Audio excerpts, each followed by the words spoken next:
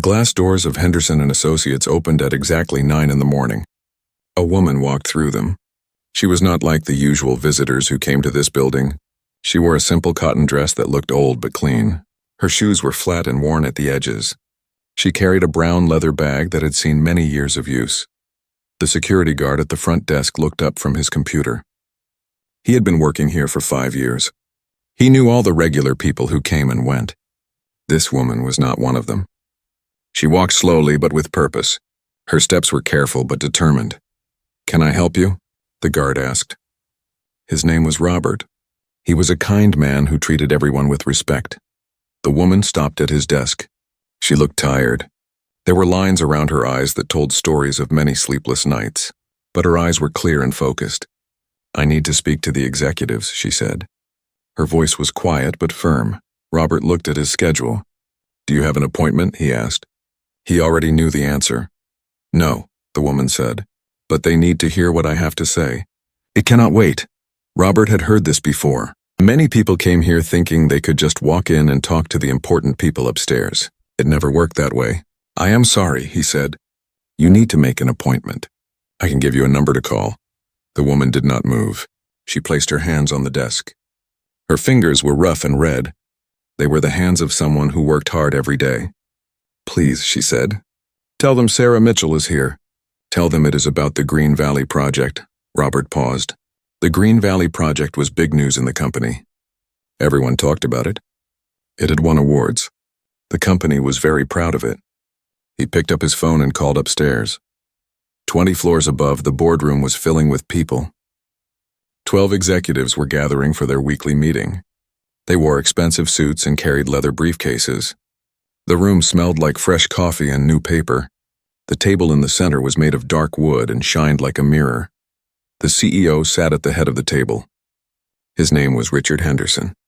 He was 55 years old and had built this company from nothing. He was proud of what he had achieved. Today he was in a good mood. The quarterly reports were excellent. Profits were up by 30%. His assistant knocked on the door. She looked nervous. "Sir," she said. "Security just called. There is a woman downstairs. She says she needs to speak to everyone here." She mentioned Green Valley. Richard frowned. "Who is she?" he asked. "Her name is Sarah Mitchell. She does not have an appointment." The other executives looked at each other. Some rolled their eyes. Others checked their phones. They were busy people. They did not have time for unexpected visitors. "Tell security to send her away," said the CFO. His name was David. He was a practical man who did not like surprises. But Richard paused. Something made him curious. The Green Valley Project was their biggest success this year. Why would a random woman come here and mention it? "Give us 5 minutes," he said to his assistant. "We will see what she wants. If it is nothing, we send her out." The assistant nodded and left. 5 minutes later, the boardroom door opened again. Sarah Mitchell walked in. The conversation in the room stopped immediately. All 12 executives turned to look at her. They saw her simple dress. They saw her old bag. They saw her worn shoes. Some of them tried to hide their surprise. Others did not bother. Sarah stood at the entrance of the room. She had never been in a place like this before. The room was huge. The windows went from floor to ceiling and showed the whole city below. The furniture looked like it cost more than her entire house. The people staring at her looked like they belonged in magazines. But Sarah did not feel small. She had come here for a reason. A very important reason. She thought about her children at home. She thought about her neighbors. She thought about everything that had happened in the last 6 months. That gave her strength. "Please sit down," Richard said. He pointed to an empty chair at the far end of the table. It was the chair furthest from him. Sarah understood what that meant. She was not important to them. "Not yet, I will stand," Sarah said. Her voice was steady. "This will not take long." David, the CFO, looked at his watch. "We are very busy," he said. "What is this about?" Sarah took a breath. She had practiced what she would say. She had gone over it 100 times in her mind. But now, standing in this room with all these powerful people staring at her, the words felt harder to find. "I am from Riverside," she said. "It is a small town. You probably do not know it. It is about 200 miles from here." Several executives looked confused. One woman, the vice president of marketing, shook her head slightly. She had never heard of Riverside. 6 months ago, Sarah continued, things started to change in our town. The water started to taste strange. Children started getting sick. My son, he is only 7 years old, he started having trouble breathing. The doctor could not figure out why. Richard leaned forward slightly. I am sorry to hear that, he said. But what does this have to do with our company? Sarah looked directly at him. Everything, she said. It has everything to do with your company. With your Green Valley project. With the awards on your walls. With the profits you are celebrating. The room became very quiet. Outside, the city continued its busy day. Cars honked. People walked on sidewalks. But inside this room, time seemed to stop. That is a serious accusation, said another executive. Her name was Patricia. She was the head of legal. Do you have any proof? Sarah reached into her old leather bag. Her hands were shaking just a little, but she controlled them. She had come too far to be nervous now. She had traveled for 4 hours on a bus to get here. She had left her children with her mother. She had used money she did not have to make this trip. She would not waste it. I have proof, Sarah said quietly. I have lots of proof. But first, I want you to understand something. I want you to know why I am really here. The executives waited. Some looked impatient. Others looked curious. Richard watched her carefully. There was something about this woman. Something in her eyes that made him pay attention. Sarah's hand came out of her bag. She was holding something. The executives could not see what it was yet. She walked slowly to the table. Her worn shoes made soft sounds on the expensive floor. She reached the table and placed something down on the shiny wood surface.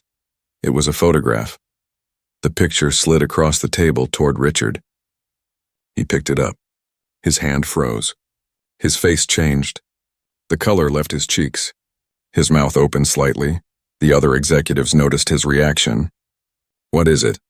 David asked. Richard could not speak. He was staring at the photograph. In the picture was a young woman with long dark hair. She was smiling. She was wearing a t-shirt that said Environmental Studies Program. She was standing in front of a small house. Next to her were children. They were laughing. The young woman in the photograph was Richard's daughter. Her name was Emily. She was 20 years old and studied at college.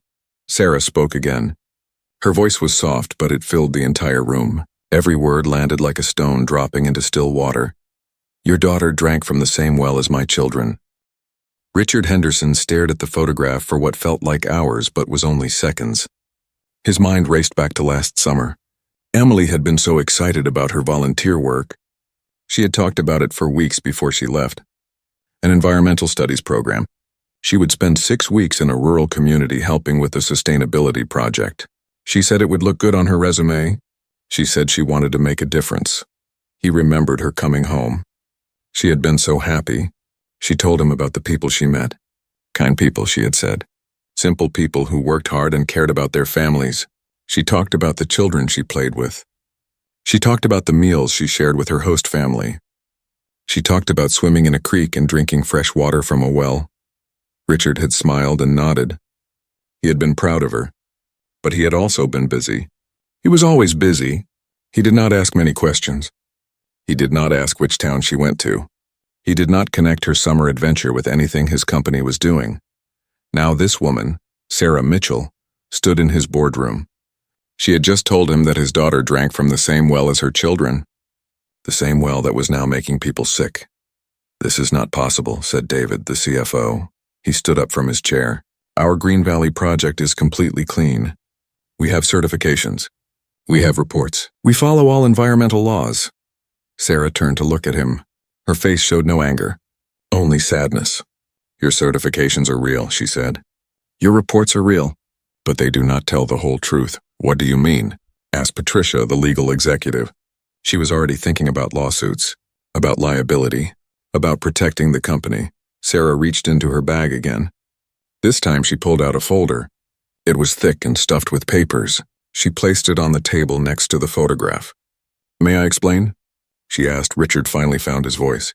Yes, he said. Please explain everything, Sarah nodded. She took a moment to collect her thoughts. She had to make them understand. She had to make them see what was really happening. 6 months ago, she began. Your company started the Green Valley Project. You created new packaging materials. You said they were sustainable, Recyclable, good for the environment. The whole world praised you for it. Several executives nodded. They remembered the press conferences, the articles in business magazines, the environmental awards. It had been the best year in company history. But making these materials creates waste, Sarah continued. Toxic waste. Chemicals that cannot just disappear. They have to go somewhere. We have contracts with disposal companies, said another executive. His name was James and he was vice president of operations. Professional companies that handle all waste according to regulations. Yes, Sarah said. You have a contract with a company called Greenway Disposal Solutions. They promise to handle everything safely. They gave you documents. They gave you certifications. Everything looked perfect on paper. James nodded. Exactly. We did everything by the book. Sarah opened the folder. She pulled out the first document. This is a report from Greenway Disposal. It says they transport all waste to a certified processing facility in the industrial zone, 50 miles north of here. That facility treats the waste and makes it safe. Is that correct? Yes, James said. That is what they do. Sarah pulled out another paper. This is a photograph taken 3 months ago. It shows trucks from Greenway Disposal, but they are not going north. They are going south to my town, to Riverside. She spread several photographs on the table. The executives leaned forward to look. The photos showed large trucks. The company name was clear on the sides. The trucks were driving on country roads, empty roads far from any cities. Why would they go to your town? Asked the marketing VP. There is no processing facility there. No, Sarah agreed. There is no processing facility. There is only empty land.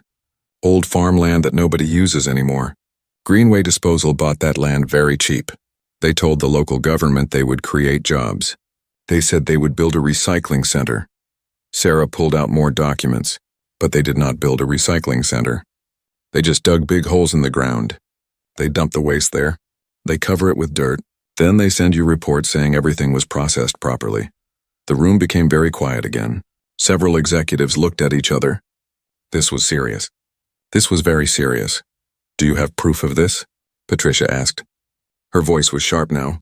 She was thinking like a lawyer. Yes, Sarah said simply. She pulled out more papers. There were laboratory reports, water sample tests, medical records, testimony from truck drivers who worked for Greenway Disposal and felt guilty about what they were doing. She laid them all on the table like cards in a game. But this was not a game. This was real life. Real people were suffering. The chemicals from your waste leaked into the ground, Sarah explained. They went down deep into the earth. They reached the underground water. The water table that feeds all the wells in Riverside. The same wells we drink from. The same wells we use to cook our food, to give to our animals, to water our gardens. Richard picked up one of the medical reports. It was from the town hospital. It showed a sharp increase in certain illnesses over the past 6 months. Respiratory problems, skin rashes, stomach issues, headaches, dizziness, 3 cases of cancer in a town that usually had maybe 1 case every few years. Why did you not go to the authorities? Asked David. Why come here? Sarah looked at him. We did go to the authorities, she said. We went to the local health department. They said they would investigate. That was 3 months ago. We are still waiting. We went to the environmental agency. They said it was not their jurisdiction. We went to the police. They said it was a civil matter, not a criminal one. We wrote letters. We made phone calls. Nobody listened to us, she paused. Her voice became softer. We are just simple people from a small town. We do not have lawyers. We do not have money for big lawsuits. We do not know how to fight companies like yours. So we got sick, and we waited, and we hoped someone would care. So why now? Richard asked. Why come here today? Sarah looked at the photograph of his daughter still lying on the table. 2 weeks ago, my neighbor's daughter died, she said quietly. She was 9 years old, leukemia. The doctor said it came very fast. Too fast. Her mother showed me pictures from before she got sick. There was your daughter in one of the pictures. Emily. That is her name, right? Richard nodded. He could not speak. Emily stayed with my neighbor's family, Sarah said. She ate meals at their table. She played with their daughter. She drank from their well. When I saw that picture, I knew I had to come here. Because I realized something important. She looked around the room at all the executives in their expensive suits. You did not know, she said. You did not know what was really happening. You thought you were doing the right thing. You thought your waste was being handled properly. You trusted the company you hired. You believed the reports they gave you. Several executives looked down at the table. Sarah was right. They had not known. They had never asked questions beyond what the reports showed them. But now you know, Sarah said. Now I have told you. So the question is, what will you do? Will you hide? Will you say it is not your fault because you did not know? Will you let lawyers handle it and hope it goes away? Or will you do what is right? The weight of her words filled the room. Outside the windows, the city continued its busy day. People went to work. They bought coffee. They laughed with friends. They lived normal lives. But in this boardroom, everything had changed. The simple woman in the worn dress had just revealed a truth that could not be ignored. Richard looked at the photograph of his daughter again. He thought about her drinking from that well. He thought about the children she played with. He thought about how proud he had been of this company's success. How proud he had been of the Green Valley Project, success built on poison. Awards earned through suffering. Profits made while children got sick. He felt something break inside his chest. For several long moments, nobody spoke. The only sound in the boardroom was the quiet hum of the air conditioning and the distant noise of traffic from the street below. The executives sat frozen in their chairs. Some stared at the documents spread across the table. Others looked at Sarah. A few looked at Richard, waiting to see what their CEO would do. David, the CFO, was the first to break the silence. He cleared his throat and straightened his tie. "This is clearly a very serious matter," he said in his most professional voice. "But we need to be careful here. We need to verify these claims before we react." He reached for the folder of documents Sarah had brought. "These could be fake," he said, though his voice lacked conviction. "We need our own investigators to look into this. We need to protect the company from false accusations." Sarah did not move. She had expected this response. She had known that powerful people would not simply accept her word. They would look for ways to doubt her, ways to protect themselves. "They are not fake," she said calmly. "Every document in that folder is real. You can check them all. Call the laboratory that did the water tests. Call the hospital that treated our sick children. Talk to the truck drivers whose statements are in there. I am not here to lie to you. I am here to tell you the truth." Patricia, the head of legal, picked up several papers. She scanned them quickly with practiced eyes. She had spent 20 years reading legal documents and could spot problems immediately. What she saw made her stomach tighten. The documents looked authentic. The signatures looked real. The dates and details all matched up. "Even if these are real," she said slowly, "we have to consider our legal position. If we acknowledge any wrongdoing, we open ourselves up to massive liability. Lawsuits, fines, criminal charges possibly. We need to be very careful about what we say and do next." Richard watched his legal executive speak. He had hired Patricia because she was smart and careful. She protected the company from legal problems. That was her job. But right now, listening to her talk about liability and lawsuits while children were sick felt wrong. It felt deeply wrong. "Patricia," he said quietly. She stopped talking and looked at him. "Children are sick. People are dying. My daughter drank poisoned water. Does any of that matter to you?" Patricia looked uncomfortable. "Of course it matters," she said. "But as the head of legal, I have to think about protecting this company. If we are not careful, this situation could destroy everything we have built." James, the VP of operations, stood up suddenly. His face had gone pale. His hands were shaking. "I signed those contracts," he said. His voice sounded hollow. "I am the one who approved Greenway disposal. I looked at their certifications. I read their proposals. Everything seemed legitimate. I never visited the site. I never checked where the waste actually went. I just trusted the paperwork." He looked at Sarah. For the first time, he really saw her, not as a problem or a threat, but as a real person. A mother whose children were sick because of decisions he had made. "I have 3 kids," he said softly. "They are 6, 8, and 11. If someone poisoned their water, I would tear the world apart. I would not care about certifications or contracts or legal liability. I would just want my children to be safe." He sat back down heavily. His confidence was gone. He looked like a man who had just realized something terrible about himself. Sarah watched him with sad eyes. "I know you did not mean for this to happen," she said. "I know you are not evil people. That is why I came here today. I could have gone straight to the newspapers. I could have called television stations. I could have started a protest outside your building. But I did not do those things. She paused and looked around the room. I came here first because I wanted to give you a chance to make this right. I wanted you to know the truth before the whole world knows. I wanted you to have the opportunity to fix what is broken. Richard stood up from his chair. He walked slowly to the windows and looked down at the city. He had built this company from nothing. He had worked 70-hour weeks for years. He had sacrificed time with his family. He had missed his children's school plays and soccer games. He had done it all to build something successful, something he could be proud of. And now a woman in a worn cotton dress had shown him that his success was built on the suffering of innocent people. People like the families his daughter had stayed with and loved. He turned back to face the room. "Tell me about your son," he said to Sarah, "the one who has trouble breathing." Sarah was surprised by the question. She had expected arguments, denials, legal threats. She had not expected him to ask about her family. "His name is Tommy," she said. "He is 7 years old. He loves drawing pictures and playing with toy cars. 6 months ago, he was healthy and full of energy. He would run around our yard for hours. Now he gets tired after walking up the stairs. He uses an inhaler 3 times a day. The doctors say his lungs are inflamed. They do not know why. They say it might be asthma, but the medicine does not really help." Richard closed his eyes. He thought about his own children at that age, running, playing, full of life. He tried to imagine them struggling to breathe. The image made him feel sick. "My daughter wrote about your town in her journal," he said. "I found it when she came home from college for Christmas. She wrote about how kind everyone was, how they welcomed her into their homes, how they shared everything they had even though they did not have much. She wrote that it was the best summer of her life." Sarah nodded. "We are good people," she said simply. "We work hard. We help our neighbors. We do not ask for much. We just want clean water and healthy children. Is that too much to want?" "No," Richard said. "It is not too much. It is everything." He turned to his executives.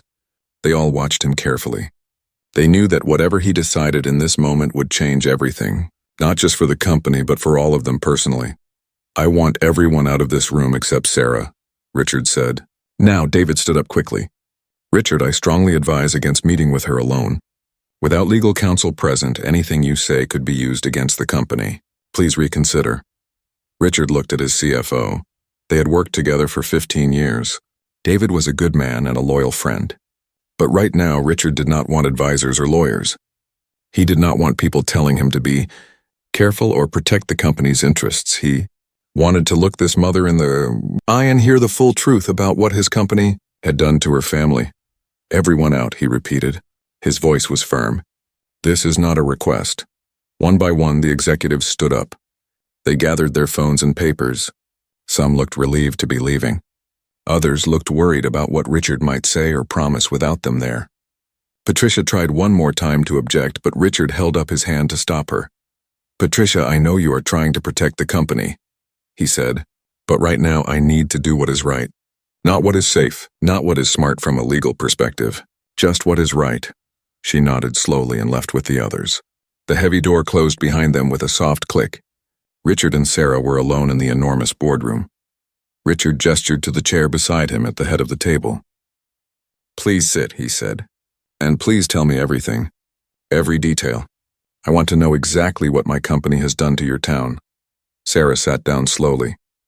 She had come prepared to fight. She had come ready to argue and push and demand. But this man's face showed genuine pain. His eyes showed real regret. Maybe, just maybe, there was hope for her town after all. She reached into her bag one more time. She pulled out a notebook. It was a simple school notebook with a blue cover. On the first page was a child's handwriting. Tommy's handwriting. He had written, "Things I want to do when I feel better." Sarah handed the notebook to Richard. "My son made this list," she said. "Read it, and then I will tell you everything." Richard took the blue notebook with careful hands as if it were something precious and fragile. He opened it to the first page where Tommy's handwriting waited in careful letters formed by a child's hand. Some letters were bigger than others. Some slanted the wrong way, but every word was clear. "Things I want to do when I feel better," the title said. Below it was a list. Play soccer with my friends, ride my bike to the creek, go swimming, run really fast, climb the big tree in our yard, help Dad carry heavy things, play tag without stopping, take a deep breath without coughing. Richard read the list 3 times. These were such simple wishes, things that healthy children did every day without thinking about them. Running, playing, breathing deeply. His own children had done all these things. They still did. They took them for granted. But for Tommy, a 7-year-old boy in a small town, these simple joys had become dreams. Goals. Things to hope for.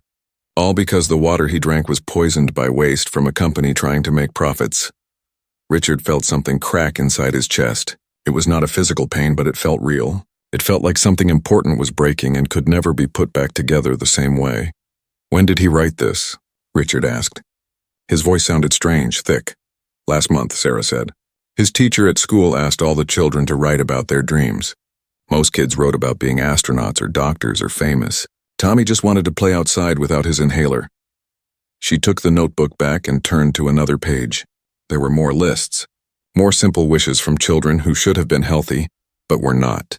Richard saw names: Emma, age 6, Michael, age 9, Lily, age 5. Each child had their own list of small dreams. These are my neighbor's children, Sarah explained. Tommy showed his list to his friends. They all started making their own. It became something they did together, planning what they would do when they got better. When they got better, Richard repeated. Not if, when. Children are hopeful, Sarah said. They still believe things can get better, that someone will fix this, that adults will protect them. She paused. I do not want them to lose that hope. I do not want them to grow up learning that the world does not care about them. Richard stood up and walked back to the windows. The city stretched out below him. Thousands of buildings, millions of people, everyone working and living their lives. From up here, it all looked orderly and clean. You could not see the problems. You could not see the suffering. Tell me everything, he said without turning around. Start from the beginning. When did you first notice something was wrong? Sarah took a breath.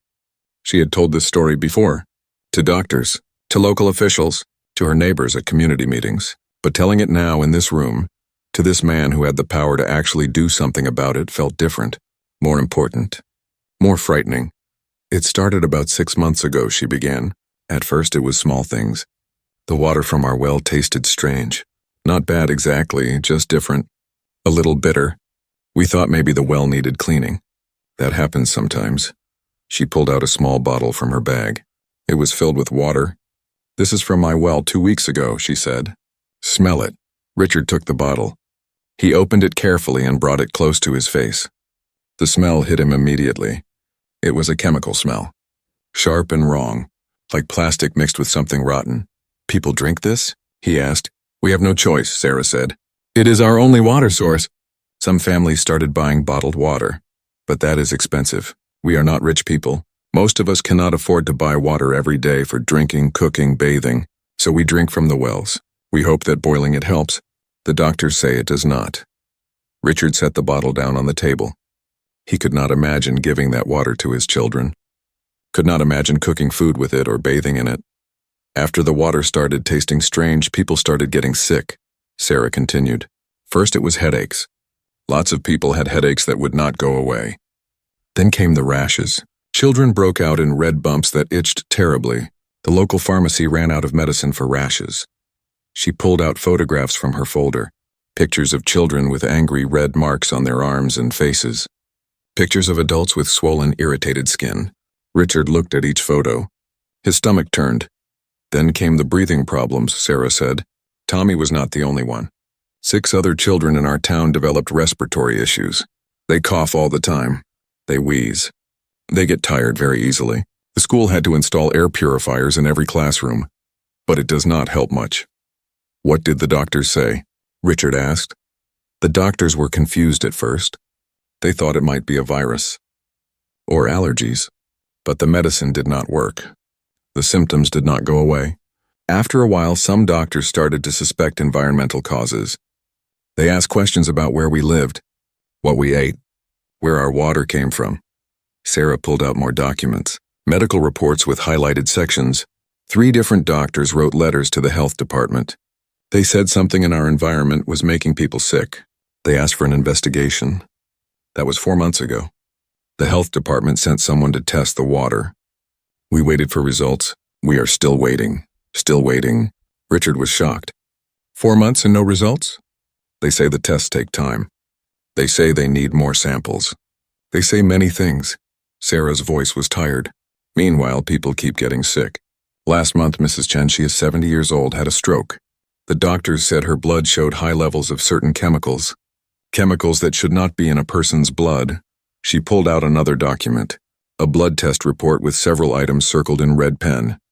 Richard did not understand all the medical terms, but he saw the word toxic several times. Then my neighbor's daughter died, Sarah said quietly. Sweet little girl named Jennifer. She loved to draw. She wanted to be an artist someday. She got leukemia so fast that the doctors could not save her. 9 years old.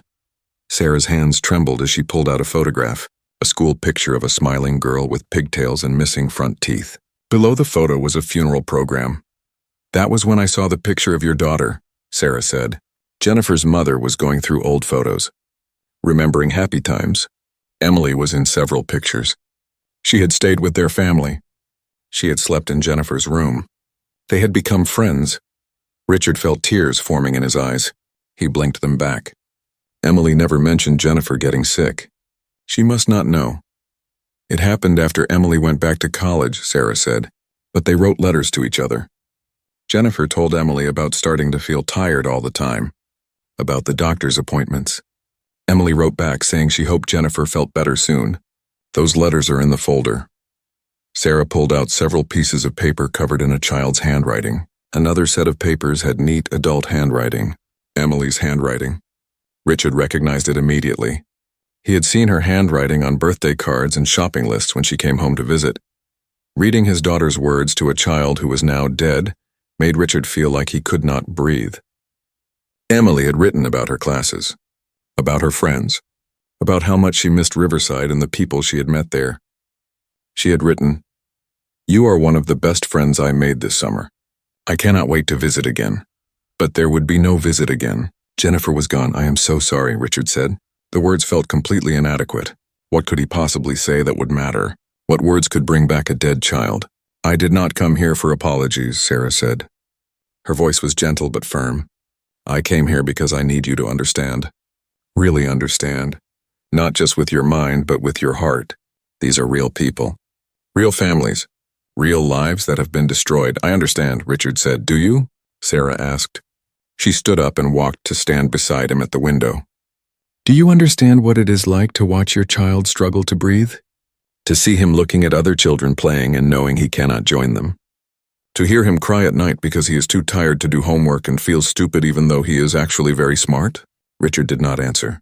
He could not. "Do you understand what it is like to sit at a funeral for a 9-year-old girl?" Sarah continued. "To see her mother screaming and falling to the ground because she cannot accept that her baby is dead? To watch the other children crying because they do not understand why their friend is in a coffin?" "No," Richard whispered. "I do not understand that. I cannot imagine it." "Then let me tell you," Sarah said, "so you will know." Sarah stood beside the CEO at the tall windows. Below them, the city moved like blood through veins. People walked in straight lines. Cars followed rules. Everything appeared orderly and controlled. But Sarah knew that beneath all that order was chaos, pain, stories that never got told in boardrooms like this one. "The day Jennifer died," Sarah began, her voice steady but sad, "was a Tuesday.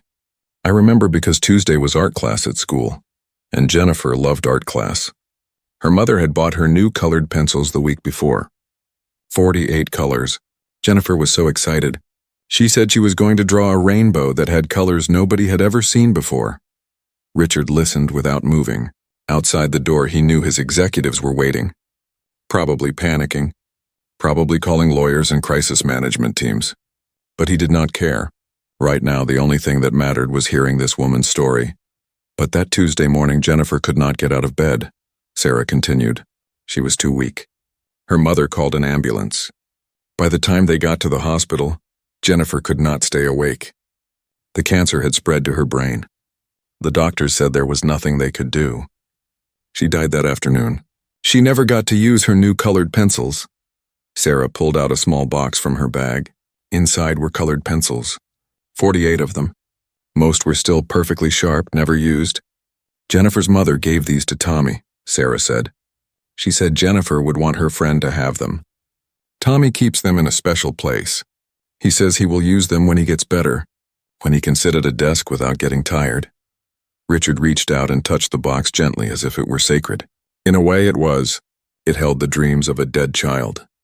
After Jennifer's funeral, things changed in our town, Sarah said. People were not just worried anymore. They were angry, scared. They wanted answers. We held a town meeting. Almost everyone came. More than 300 people crowded into the church. She pulled out more photographs. Pictures of a small church packed with people. Worried faces. Angry faces. Sad faces. People stood up and told their stories. Mr. Patterson talked about his wife's liver problems. The Johnsons talked about their baby who was born 2 months early with breathing problems. Mrs. Kim talked about her son's seizures that started out of nowhere. On and on, story after story. So much pain in one small town. Richard felt overwhelmed by the weight of it all. This was not just one sick child. This was an entire community suffering. Hundreds of people. Maybe more, all because of waste from his company. Someone at that meeting said we should hire a lawyer, Sarah continued. Sue the company responsible. But lawyers are expensive. We called a few. They all said the same thing. Cases like this take years. They cost hundreds of thousands of dollars. They said we might win eventually, but most of us would not live to see it. They said companies have better lawyers and more money and more time. She looked directly at Richard. They said people like us do not win against companies like yours. That is not right, Richard said. That cannot be how things work. But it is how things work, Sarah said simply. You know that. You have lawyers. You have money. You can fight for years if you want to. You can delay and appeal and file motions. You can make it so expensive and so slow that we give up. That is what usually happens. Poor people get hurt. Rich companies pay lawyers to make the problem go away. Everyone knows this is true, Richard wanted to argue. To say that his company was different. That he would never do something like that. But he could not say those things because he knew Sarah was right. He had seen it happen. Other companies that got sued would fight for years, wearing down the people suing them until they gave up or settled for almost nothing. So we decided to try a different way, Sarah said. Some people wanted to go to the newspapers, tell reporters what was happening, hope that public pressure would force someone to help us. But I said no. Why? Richard asked. That seems like it would work. Media attention, public outrage. It would force action. Sarah shook her head. Maybe, but it would also force you to defend yourselves. Once a story like this goes public, companies hire crisis managers. They release statements. They deny everything. They attack the credibility of people making accusations. It becomes a war. And in a war between a big company and a small town, the company wins. Even if you lose in court later, you win in the moment because you control the message. She was right again. Richard had seen exactly that happen before. Companies facing accusations would immediately go on the offensive, deny, deflect, destroy the credibility of accusers. It was standard practice. It was what Patricia would have advised him to do if this story had broken in the news first. I wanted to come here first, Sarah said, before the media, before the lawyers, before this becomes a battle. I wanted to look you in the eye and tell you the truth. I wanted to give you a chance to be better than what companies usually are. I wanted to believe that maybe, just maybe, you would care. I do care, Richard said. His voice broke slightly. I care very much. Then show me, Sarah said. Show me that caring means something. Show me that it is not just words. Before Richard could respond, there was a knock at the door. It opened slightly and David's face appeared. He looked stressed and worried. Richard, I am sorry to interrupt, but this is important. We need to talk. Right now, Richard sighed. David, I asked not to be disturbed. I know, but you need to hear this. David came into the room without waiting for permission. He was holding his phone. His hand was shaking. I just got a call from our contact at Greenway Disposal. They are panicking. Somehow they heard that someone from Riverside is here. They are threatening to release documents that they say prove we knew about the improper disposal. They say if we try to blame them, they will destroy us. Richard felt cold. What documents? We did not know anything. I do not know what they have, David said. But if they claim we knew and they have any kind of evidence, real or fake, it could be devastating. We need to get ahead of this. We need to prepare a statement. We need to contact our lawyers immediately. Sarah watched this exchange quietly. She saw the panic on David's face, the calculation, the fear. This was exactly what she had expected. The moment truth became inconvenient, powerful people started thinking about protecting themselves instead of doing what was right. David, Richard said slowly. Get out. What? Richard, you do not understand. This is serious. If Greenway goes public first with accusations against us, we look guilty even if we are innocent. We need to act now. I said get out. Richard's voice was cold now, hard. Leave this room. Close the door. Do not come back until I call you. David looked shocked. In 15 years of working together, Richard had never spoken to him like that. Richard, please listen to reason. This woman could be working with Greenway. This could all be a setup to manipulate us. We need to be smart. Richard walked over to David. He was not a physically intimidating man, but at this moment his presence filled the space. Are you suggesting that Sarah made up her son's illness? That she invented a dead child? That hundreds of people in a small town are all lying to trick us? No, I'm just saying we need to be careful about what we admit to and what we promise, David said. But his voice had lost its confidence. Get out. Richard's voice left no room for argument. David left, closing the door harder than necessary. Richard stood there for a moment, his back to Sarah. His shoulders were tense. She could see him breathing deeply, trying to calm himself. I am sorry you had to see that, Richard finally said. Do not apologize, Sarah said. That is the reaction I expected. That is what I came prepared for. That is what companies always do when faced with truth that costs them money. Richard turned around. I am not like that. Prove it, Sarah said again. Because right now we are at a moment. A choice. You can do what David wants. Protect the company. Hire lawyers. Fight us. Maybe you win. Maybe you lose. But either way, people in my town keep suffering while lawyers argue for years. She picked up the blue notebook. Tommy's list. Or you can choose differently. You can choose to be the kind of person my son thinks adults are supposed to be. The kind who fix things when they are broken. The kind who protect children instead of profits. Richard looked at that notebook. At that list of simple dreams. Play soccer. Ride a bike. Breathe deeply without coughing. Things his own children did every day without thinking. He thought about Emily, his daughter who had spent a summer in Riverside and called it the best time of her life. Who had made friends with children who were now sick or dead. What would she think if she knew her father's company had poisoned those people? What would she think of him? Tell me what you want, Richard said. Not what you think I can give you. Not what is realistic. Tell me what would actually fix this. What would make your town healthy again? What would give those children back their dreams? Sarah had not expected this question. She had come prepared to fight. To argue, to beg if necessary. She had not come expecting to be asked what she actually wanted. Clean water, she said simply. That is first. My town needs clean water that is safe to drink, safe to cook with, safe to bathe in, water that does not poison children. What else? Richard asked. Medical care. Real medical care. For everyone who has been affected. Not just treatment for symptoms, but real help. Cancer treatment. Richard pressed the button on the phone at the center of the conference table. It connected him to his assistant. Get everyone back in here, he said. All the executives. Right now. Within 2 minutes, the door opened and the executives filed back in. They looked tense, uncertain. They had been huddled outside, whispering anxiously, calling lawyers, preparing for disaster. Now they returned to face whatever their CEO had decided. David came in last. He would not look at Richard directly. He was still angry about being sent out. Still certain that Richard was making a terrible mistake by trusting this woman from nowhere. Sit down, Richard said. His voice was calm but carried authority. The executive sat. Sarah remained standing where she was near the window. She felt like an outsider in this room of power, which she was, but that no longer scared her. Richard stayed standing at the head of the table. He looked at each executive in turn. These were people he had worked with for years. People he trusted. Good people mostly. Smart people, but people who had stopped asking the right questions, just like he had. I'm going to say something now, Richard began, and I do not want anyone to interrupt me. Not with advice. Not with objections. Not with legal warnings. You can speak when I am done, but first you listen.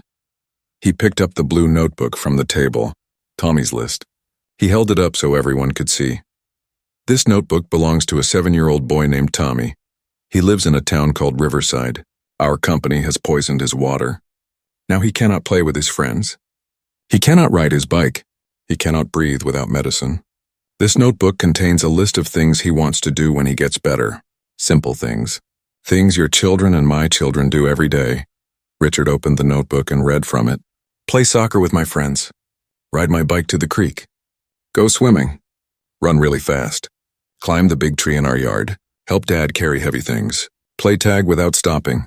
Take a deep breath without coughing. He closed the notebook and set it down carefully. Several executives looked uncomfortable. Patricia was staring at her hands. James had tears in his eyes. A 9-year-old girl named Jennifer died from leukemia last month. Richard continued. She was one of the children my daughter became friends with when she volunteered in Riverside last summer. Emily stayed with Jennifer's family. She ate at their table.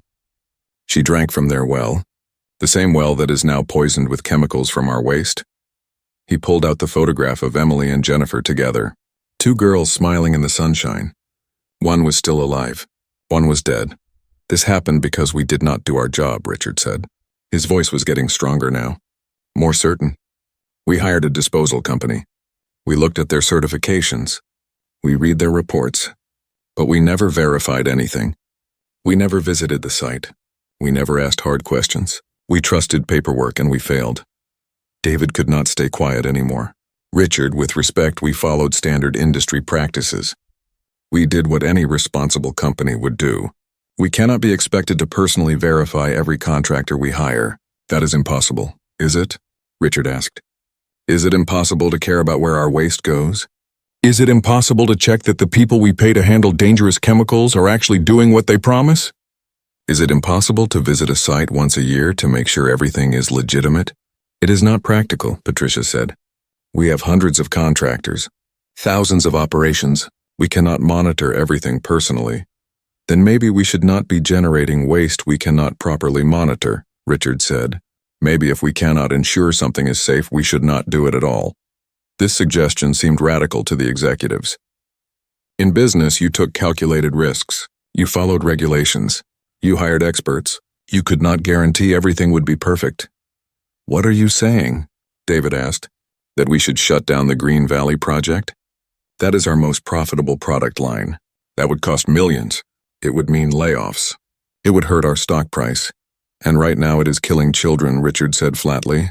So yes, we shut it down immediately, today, right now, until we can figure out how to do it without poisoning people. The room erupted in objections. Several executives started talking at once. David stood up, his face red. You cannot make this decision alone. The board will never approve it. Our shareholders will revolt. This is corporate suicide. Then I commit corporate suicide, Richard said. His voice cut through the noise and everyone fell silent. I do not care about the stock price. I do not care about quarterly profits. I do not care about what the board thinks. I care about children who cannot breathe. I care about families who are suffering. I care about doing what is right. He looked at Patricia. You are worried about lawsuits? Fine, we will face lawsuits. We deserve them. But we will face them honestly. We will tell the truth about what happened. We will admit our failures, and we will pay whatever it costs to make things right. Patricia opened her mouth to object, but Richard held up his hand. I am not asking for your legal advice on this. I am telling you what we are going to do. He turned to James. You said you have 3 kids, that you would tear the world apart if someone poisoned their water. Well, someone did poison water that children drink. We did it. Unintentionally, yes, but we still did it. So now we are going to tear apart our own world to fix it. James nodded slowly. He understood. Despite the professional disaster this represented, despite the personal embarrassment of his failure to verify the disposal contracts, he understood that this was right. Here is what is going to happen, Richard said. He was speaking with absolute authority now. No room for debate, no space for objection. First, we are shutting down Green Valley production immediately. Every factory, every operation, as of right now. David tried to interrupt, but Richard continued without pausing. Second, we are sending a team to Riverside today. Engineers, scientists, water specialists. Their job is to figure out how to clean up the contamination and provide safe water to that community. Money is not an issue. They get whatever resources they need. He looked at Sarah. You will go with them. You will show them everything. You will introduce them to people in your town. They will report to you as much as they report to me. This is your town. Your input matters most. Sarah felt tears forming in her eyes. She had come here hoping for some acknowledgement, some promise to investigate. She had never expected this level of immediate action. Third, Richard continued, we are establishing a medical fund. Every person in Riverside who has experienced health problems gets access to the best medical care available. Cancer treatment specialists, whatever they need. We pay for all of it. For as long as needed. Patricia tried again. Richard, that is an open-ended commitment. That could cost tens of millions. It could bankrupt the company. Then we go bankrupt, Richard said. I would rather run a bankrupt company that did the right thing than a profitable company built on dead children. The executives sat in stunned silence. This was not how corporate crises were supposed to be handled. You were supposed to limit liability, protect assets, manage public relations carefully. You did not just immediately admit fault and promise unlimited compensation. But Richard was not thinking like a CEO anymore. He was thinking like a father, like a human being who had just seen the real cost of his company's success. Fourth, he said, we are going public with this. A press conference. Tomorrow morning. I will personally explain what happened. I will take full responsibility. I will apologize to the people of Riverside. A real apology, not corporate language, not lawyer-approved statements. Real words from a real person who understands he failed. That is insane, David said. You will be crucified in the media. The company will be destroyed. Shareholders will sue. You could face criminal charges. Maybe, Richard said, but I will be able to look at myself in the mirror. I will be able to talk to my daughter and tell her that when I learned I had hurt the people she cared about, I did everything possible to make it right. That matters more to me than my career or my reputation or my wealth. He walked around the table to where Sarah stood. He held out his hand to her, not as a CEO to a problem he needed to manage, but as one human being to another, as someone asking for forgiveness he did not deserve but was begging for anyway. I cannot undo what has been done, Richard said. I cannot bring back Jennifer. I cannot give Tommy back the 6 months of childhood he lost being sick. I cannot erase the suffering of your community, but I can promise you this, starting today everything changes. We will not stop until your water is clean. We will not rest until every sick person has treatment. We will not hide from responsibility, and we will make sure nothing like this ever happens again. Sarah looked at his hand. This man had more power than anyone she had ever met. He controlled millions of dollars, thousands of employees. His decisions affected countless lives, and right now he was offering her his hand and asking her to believe him. She thought about Tommy at home, about his blue notebook full of simple dreams, about Jennifer who would never use her colored pencils, about her neighbors who were scared and sick and losing hope. She thought about Emily, who had spent a summer in Riverside and learned to love the people there. Emily, who would have to learn that her father's company had hurt those people, but who would also learn that her father had chosen to do the right thing when it mattered most. Sarah took Richard's hand. His grip was firm but gentle. Okay, she said. I believe you. Now show me that my belief is not misplaced. I will, Richard said. I promise you I will. He turned back to his executives. Some looked supportive. Some looked horrified. Some looked confused.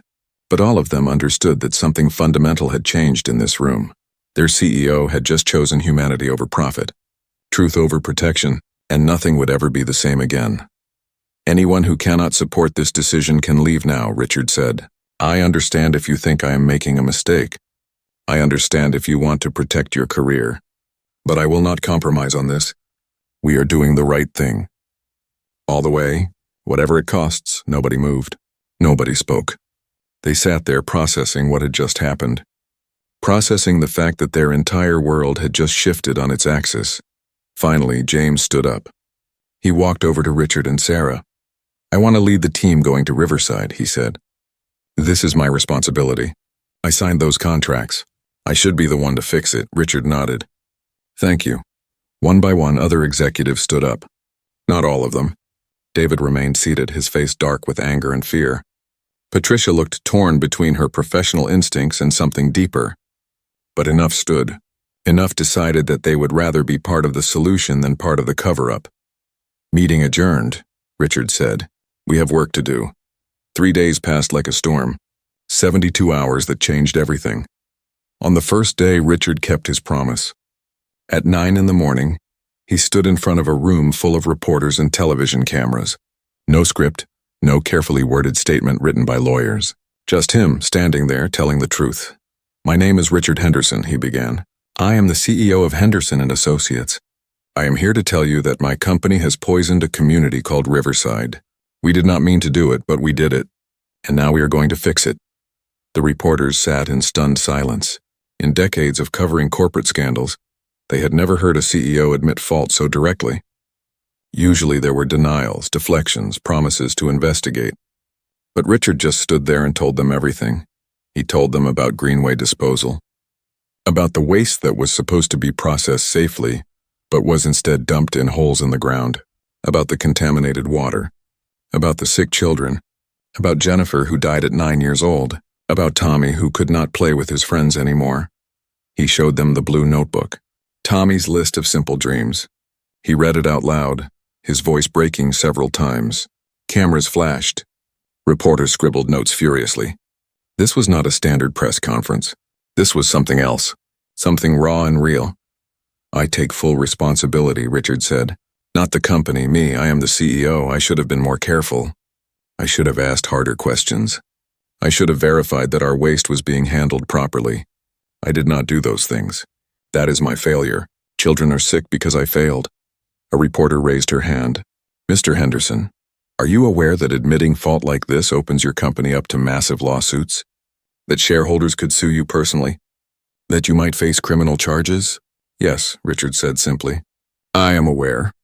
I do not care. What matters is making things right. The people of Riverside deserve justice.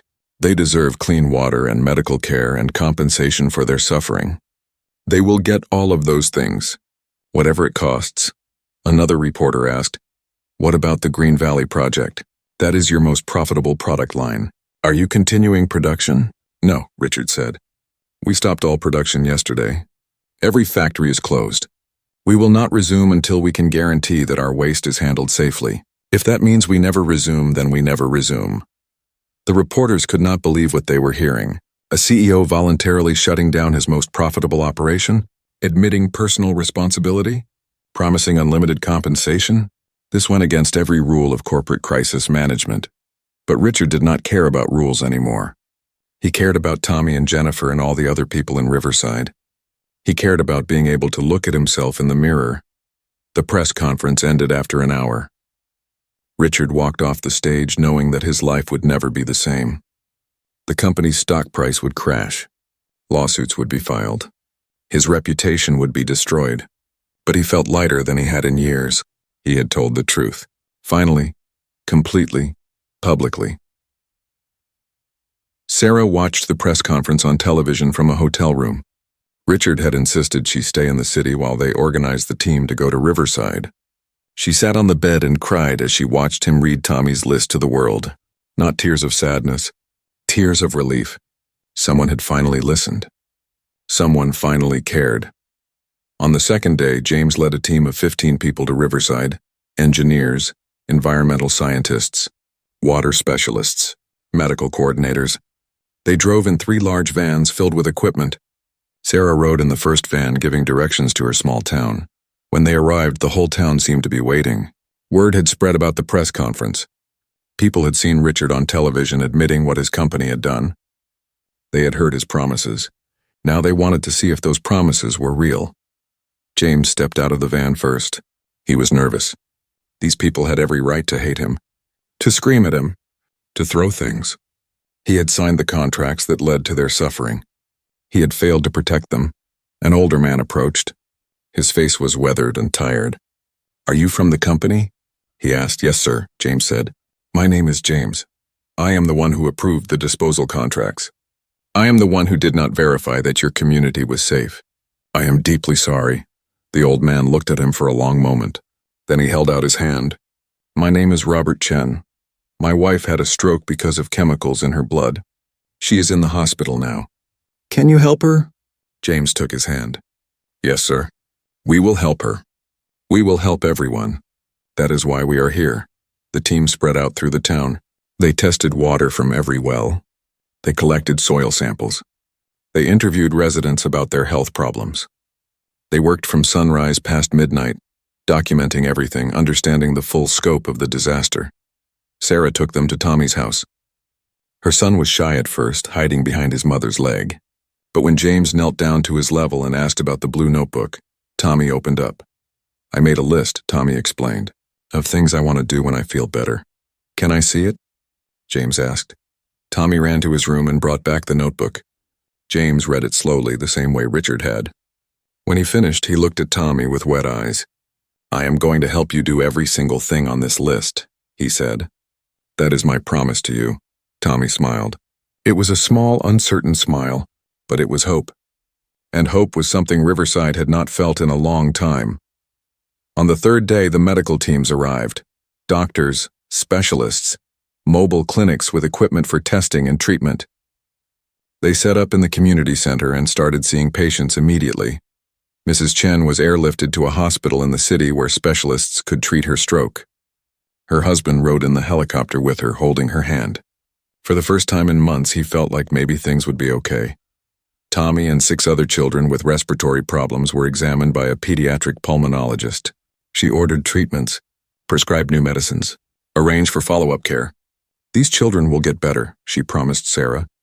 "It will take time, but they will get better." All across Riverside, people who had been suffering in silence finally got help. Real help, not promises or investigations that went nowhere. Actual doctors and nurses who listened and cared and treated them. The news spread.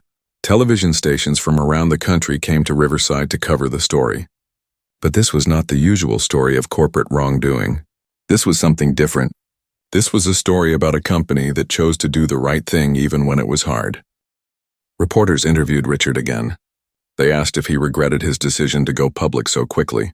To admit fault so completely. "No," he said. "I regret that we hurt people. I regret that I did not catch this sooner. But I do not regret being honest about it. That is the least I could do." They interviewed Sarah too. She stood in front of her house while Tommy played in the yard.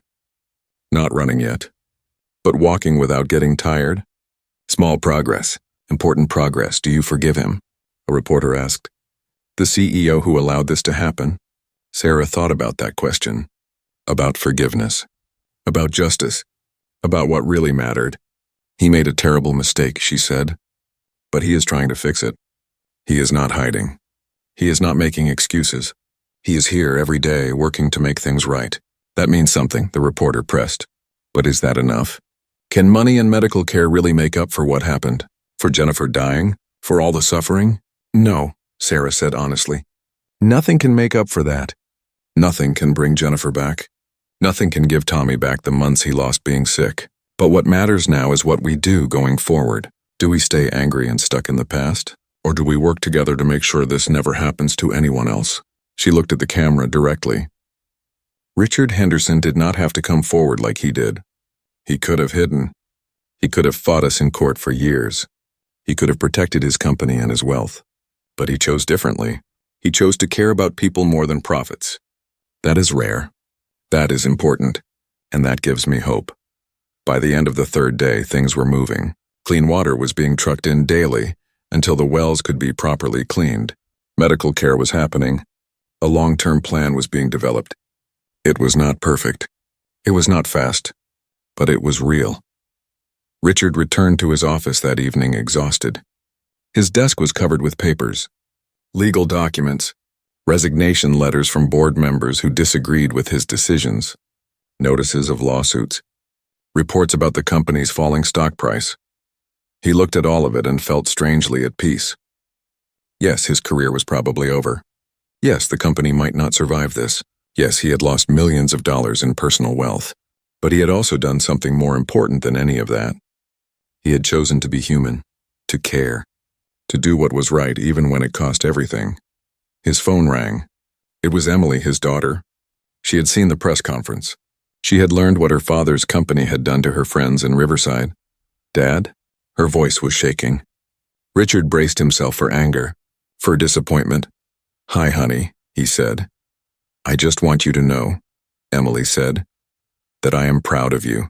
What you did was brave. It was right. Jennifer's mom called me. She said to thank you. That knowing someone cares enough to tell the truth and make it right helps her grief somehow. Richard felt tears running down his face. I am so sorry, he said. I am sorry my company hurt your friends. I am sorry I did not know. But when you found out, you did the right thing, Emily said. Not the easy thing. Not the profitable thing. The right thing. That is what matters, Dad. That is what I will remember. They talked for an hour. About Riverside. About Jennifer. About Tommy and his blue notebook. About what it means to have power and to use it well. About making mistakes and owning them. About being human in a world that often rewards being cold. When the call ended, Richard sat in his dark office and thought about everything that had happened. 3 days ago, he had been a successful CEO celebrating record profits. Today, he was a man who had admitted to poisoning children and was dedicating everything to making it right. 3 days ago, he had been proud of his company's success. Today, he understood that success means nothing if it is built on suffering. 3 days ago, a simple woman in a worn cotton dress had walked into his boardroom and spoken one line that changed everything. Your daughter drank from the same well as my children. 7 words. That was all it took.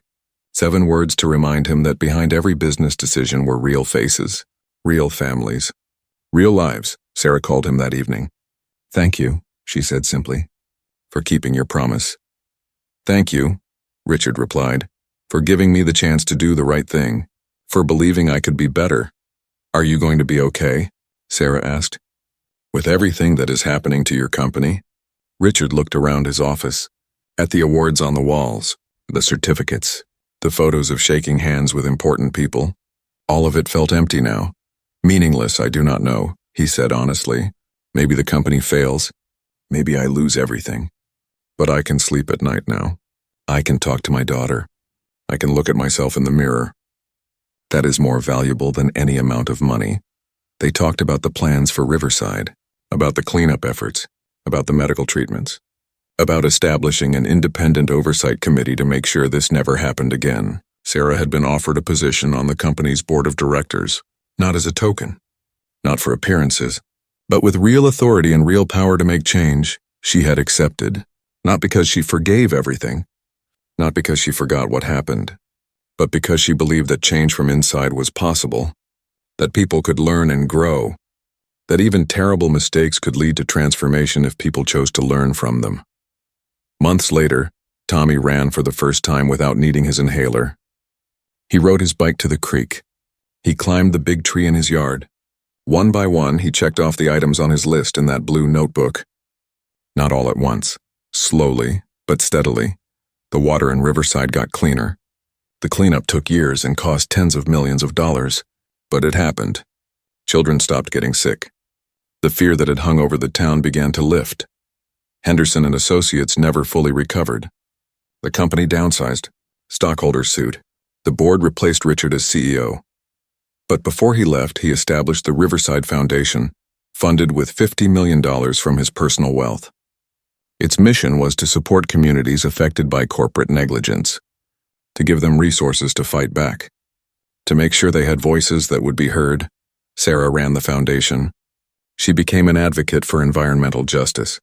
She traveled around the country telling her story, helping other small towns that faced similar problems, teaching people that they did not have to stay silent, that their voices mattered, that one person speaking truth could change the world. Richard took a job teaching business ethics at a university. He told his students about the worst mistake of his life, about the day a woman in a worn dress walked into his boardroom and reminded him what really mattered, about choosing humanity over profit, about the cost of doing what was right and why it was worth paying. Emily graduated college and became an environmental lawyer. She dedicated her career to protecting communities like Riverside. She kept in touch with Tommy, who sent her drawings made with Jennifer's colored pencils, drawings of rainbows with colors nobody had ever seen before. And sometimes, on quiet evenings, Richard would take out that blue notebook. He kept it in his desk. A reminder, a touchstone, 7 simple dreams written in a child's handwriting. Play soccer with friends, ride bikes, go swimming, run fast, climb trees, help dad carry heavy things, play tag without stopping, take a deep breath without coughing. Simple dreams that should never have been so hard to achieve. Dreams that a 7-year-old boy had to fight for because adults had failed to protect him. Richard had failed. But he had also chosen to do better. To be better. To remember that behind every quarterly report and profit margin were real people living real lives that mattered infinitely more than money ever could. One simple woman had walked into his boardroom. She had spoken one line, and she had reminded him what it meant to be human. That was her gift to him. That was what changed everything. Not anger, not lawsuits, not threats or demands, just truth, spoken with courage, from a mother who loved her son enough to face down power. And that truth had set them all free.